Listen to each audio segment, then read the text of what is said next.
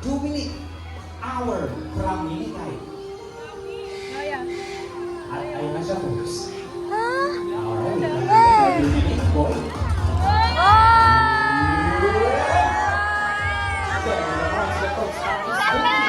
Our from Milikay, or also known as the Barok. Now from Milikay, so the words of play, or raptor. Raptor came from the Latin word rapier, meaning to seize or to drag away.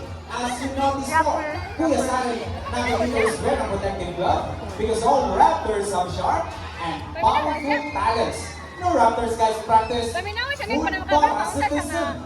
Food parasitism is stable food from the other animals. So kumukuha sila ng pagkain from the other animals po. Palapagan po natin si Dominic guys. Okay, bago tayo mag-usik na, paki-off muna sa flash ni Sir.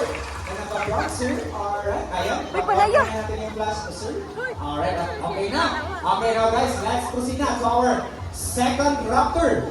Na kinaipola ng cute na si Kali, our Eastern grass. Si Kali rin.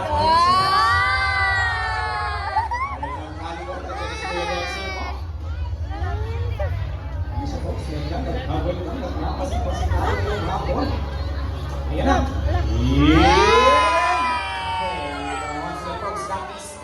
Our Eastern grass owl. Now, this grass owls are predators.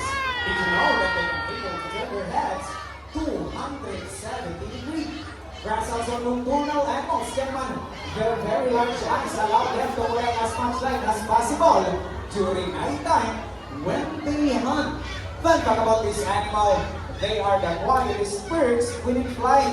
Hindi po natin maririnig ang kanilang mga pakpak kapag sila ay lumilipad. Palapagan po natin si Kali guys. Alright now, so our last raptor. Ito guys, ito yung isa to sa mga pinakamalaki sa mga raptors. Now may I call on Lakas, our white-bellied sea eagle. At ayun na siya folks.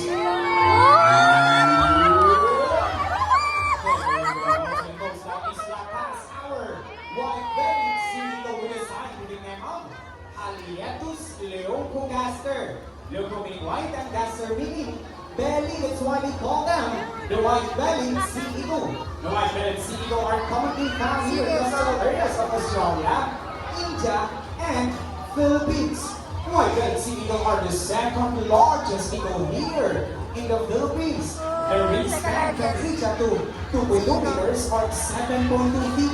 So ganyan po kalapad ang kanyang mga pakpak, lalo na pag nasa adult size na sila po. Palapakan po natin sila guys.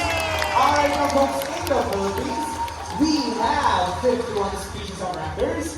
But here in Davao Crocodile Park and we have 4 species of raptors, namely the Brahminicay, the white-bellied sea eagle, the Philippine serpent eagle, at syempre ang ating Eastern grass owl. And that's all for our raptors folks.